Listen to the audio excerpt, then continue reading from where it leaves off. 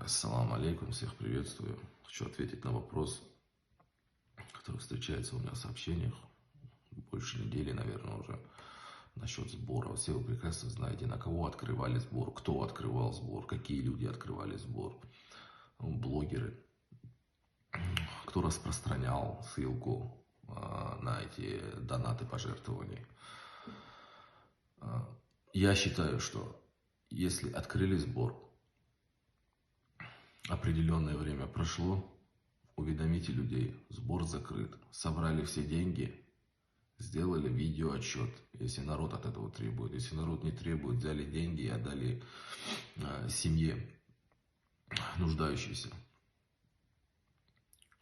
А в итоге мы наблюдаем, что происходит. Происходит то, что это все растягивается, народ недоволен, доверия нету. Вы начинаете переходить на личности друг друга. Один делает на другого видео, второй делает на третьего видео. Оскорбляете родителей друг друга. Вы поймите, ваши родители ни в чем не виноваты. Каждый родитель хочет, чтобы его сын вырос академиком или космонавтом. Но в итоге получается тот, кто есть. Это нормальное явление, как бы. И вы хотите, чтобы ваши дети такие были. А зачем вы переходите на личности, оскорбляете матерей, родителей, потом лезете вообще в личную жизнь друг друга. И это все на просторах интернета. Я считаю, что вам должно быть стыдно. Лично мне стыдно за вас, что это происходит, что мы один народ, и это происходит на территории интернета, в пространстве интернета. Почему никто из вас не может встретиться наедине, тет-а-тет, поговорить? Ты сказал про меня так, прийти к общему знаменателю, получить довольствие людей, которые пожертвовали деньги.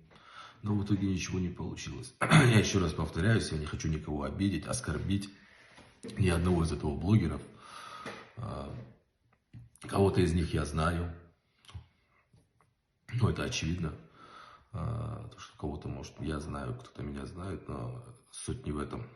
В это не лезу, лезть не буду, мнение свое высказал. Если сбор был собран, берите деньги, отдавайте. Не надо разыгрывать из этого и тянуть резину. Люди хотят посмотреть, на что они пожертвовали свои деньги. Ну, дайте им этот продукт. Дайте им нормально этот продукт. Без оскорблений. Вы все равно придете, мы живем на одной земле, вы рано-поздно друг друга увидите. Как вы будете друг другу в глаза смотреть, когда вы оскорбляете друг друга, родителей? Вам должно быть за это стыдно. Вы не маленькие дети, вы взрослые мужики, кто-то из вас намного меня старше. Теперь хочу обратиться ко всем тем людям, которые яро так делают пожертвования. Почему вы не хотите открыть торговый, говорю, почему вы не хотите открыть культурный центр? Культурный центр будет от нее помощь, чем собирать огромные деньги на человека. Потом вы не доверяете этим, кто собирает деньги, и раздувается конфликт. Откройте один культурный центр, от этого будет и польза. Все говорят, вот рейды идут. Конечно, они будут идти. Много людей без документов. Много людей получили российские паспорта, не поставили себя на военный учет. С моей точки зрения, с точки зрения, это все законно. Но, как говорится, если за нами никто не стоит, то вот так и будут дальше делать. И электрошоком бить будут. Как угодно будут делать, когда никто за нас не может заступиться. Нас 1,5 миллиона, только Москва, Московская область. Почему? Давайте соберемся, откроем культурный центр. Возьмите направление, медицину какую-нибудь. Мне звонят наши сестры, матеря и говорят, мы не можем вырвать себе зуб, потому что с нас требуют 10 тысяч за вырывание зуба. Давайте откроем культурный центр, возьмем для начала 2-3 направления.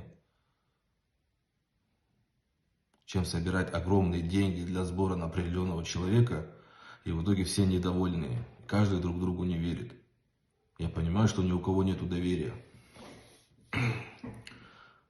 Поэтому попрошу от вас, если хотите, давайте откроем культурный центр в разных, возьмем хотя бы 3-4 направления. Если вы согласны, распространите, это единственное, что я от вас сейчас попрошу, и блогеров прошу, распространите, пускай ихние подписчики под этим видео, мои пускай распространяют подписчики. Напишите под этим видео, интересно ли вам такое. Если интересно, давайте откроем. Если не интересно, открывать ничего не будем.